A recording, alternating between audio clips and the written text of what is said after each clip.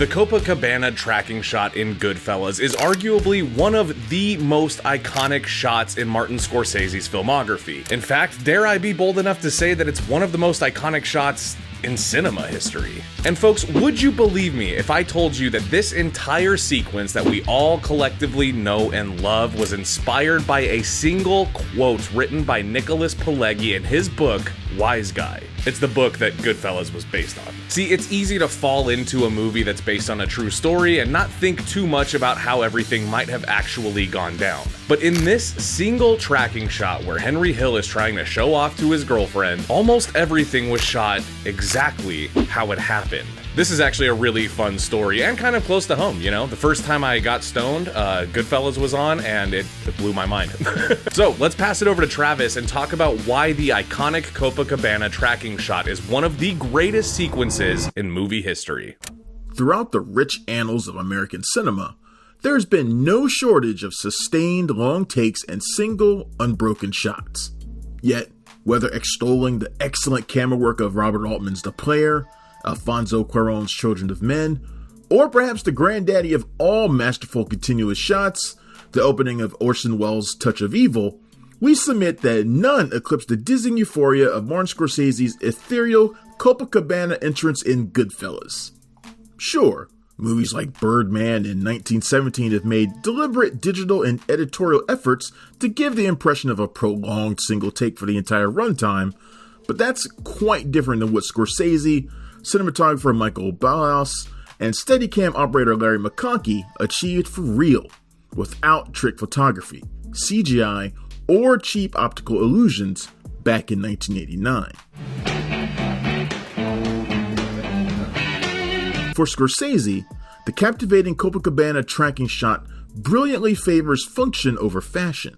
Far from flashy self-indulgence meant to woo and wow the audience with technical mastery and visual panache, it's the cheerfully intoxicating emotional impact of what's now famously referred to as the Copa Shot that makes the unbroken take the best in class. Now go home and get your fucking shine box. With Goodfellas celebrating its 35th anniversary this year, it's only right to reflect on and analyze how Scorsese, Ballhaus, and McConkey created arguably the greatest tracking shot in cinematic history.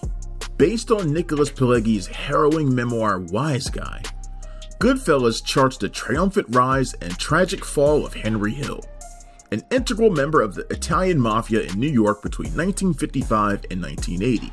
The iconic Copa Shot in question occurs in the film when Henry, played by the late, great Ray Liotta, attempting to impress his new girlfriend, Karen Friedman, played by Lorraine Bracco, takes her to the Copacabana nightclub, where he and his criminal cohorts are treated like kings. The stage was set for the Copa Shot by Pileggi's prosaic description in Wise Guy. Quote, "On crowded nights, when people were lined up outside and couldn't get in, the doorman used to let Henry and our party in through the kitchen, which was filled with Chinese cooks, and we'd go upstairs and sit down immediately," end quote. Somehow, Scorsese saw that simple sentence and, along with the tireless collaboration of Ballhaus and McConkey, translated it into one of the most dazzling and dynamic continuous shots ever recorded. At nearly 3 minutes, the kinetic camera work is so exhilarating and vividly inebriating that it leaves Karen and the audience with a sense of punch-drunk vertigo as Henry sweeps her off her feet. As the jubilant first notes of the Crystals' "Then He Kissed Me" well up, the Copa Shot begins outside on the street, with a tight shot of Henry handing off a tip to a parking valet. Cars buzz by, and a crowd of patrons lines the sidewalks under the iconic Copacabana canopy in the background. Henry grabs Karen's waist, and the camera carries them intimately as they cross the street, skip the line, and amble through the back kitchen entrance. With graceful, ballet choreography, the camera seamlessly snakes through the tight corridors of the club, entering the bustling kitchen where a throng of cooks and cleaners chaotically whiz past the frame. As Henry and Karen pass through the kitchen into the ballroom floor, the smooth, serpentine shot continues to careen and slalom past the two lovers, and begins following a waiter carrying a table to the front of the house. Henry and Karen re-enter the frame and sit down, with the camera double whipping from one table to another. Just as it appears as though the shot will end in a static frame, the camera pulls back and pans left to find comedian Henny Youngman on stage. Even when describing it, words cannot do justice to how perfectly crafted and executed the Copa Shot remains 35 years later. It's true poetry in motion. Okay, the most important first detail to know about the Copa Shot is that it was filmed using a Steadicam. Created by Garrett Brown in 1975, the cinematographer who famously used the technology first in Hal Ashby's 1976 film Bound for Glory and mastered it in Stanley Kubrick's The Shining, the Steadicam is a stabilizing camera rig that allows operators to move freely while giving the appearance of a smooth dolly shot. Instead of laying tracks on the ground, the Steadicam enables the cameraman to react fluidly and flexibly by keeping the camera close to their person and filming the subject wherever it goes. Think of it as a handheld shot without the jitters and shakiness. We'll make a comeback. They're waiting for something huge. We'll give it to them. Or, as Garrett Brown's top protege, Larry McConkey, states, quote, "I've always maintained that the Steadicam should have been called the Smooth Cam because it's anything but steady," end quote. Although Garrett Brown was unavailable for Goodfellas, Scorsese hired McConkey to film the Copa Shot along with the director of photography, Michael Ballhaus. McConkey had already employed the Steadicam to wonderful effect on Scorsese's 1985 Kafkaesque odyssey After Hours, but had no clue what the director had in mind for the Copacabana entrance. "This is going to be a disaster," was McConkey's first thought as he pondered the daunting task described by Scorsese in the summer of 1989. With production well underway by then, McConkey expected to arrive at the real Copacabana location for a few days of work. Unbelievably, it took only a half day to film the Copa Shot from start to finish, a remarkable feat for one of the most memorable oneers in all of cinema. Rehearsed without a single storyboard, according to the BBC, McConkey, Ballhaus, Liotta, and Bracco listened carefully to Scorsese describe how he wanted the shot to begin on the street with the parking valet before moving into the club across the way. When Scorsese had the cast and crew skip the kitchen during a tour of the space, Ballhaus stopped and implored everyone to go through the kitchen, noting how visually striking the contrast in light was between the dim hallways and the fluorescent kitchen interior. According to McConkey, quote, "Very colorful choreography had been worked out," end quote, by the time Henry and Karen are seated in the ballroom.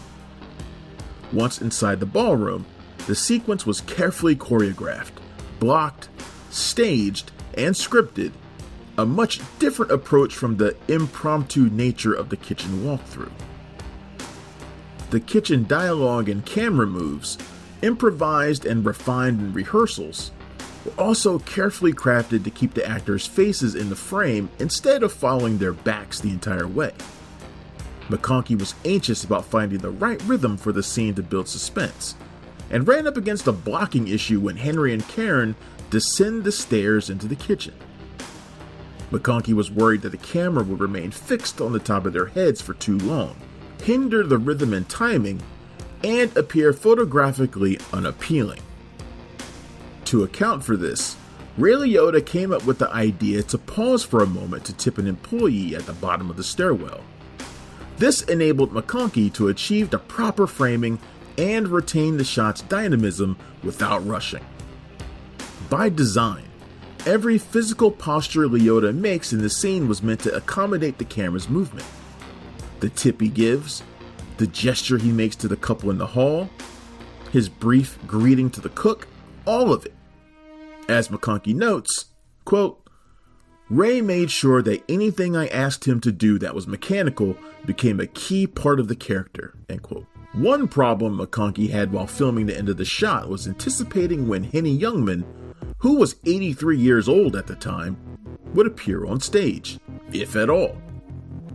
With the nightclub dialogue scripted, McConkey was so worried that Youngman would miss his cue to enter the stage as the camera pans left.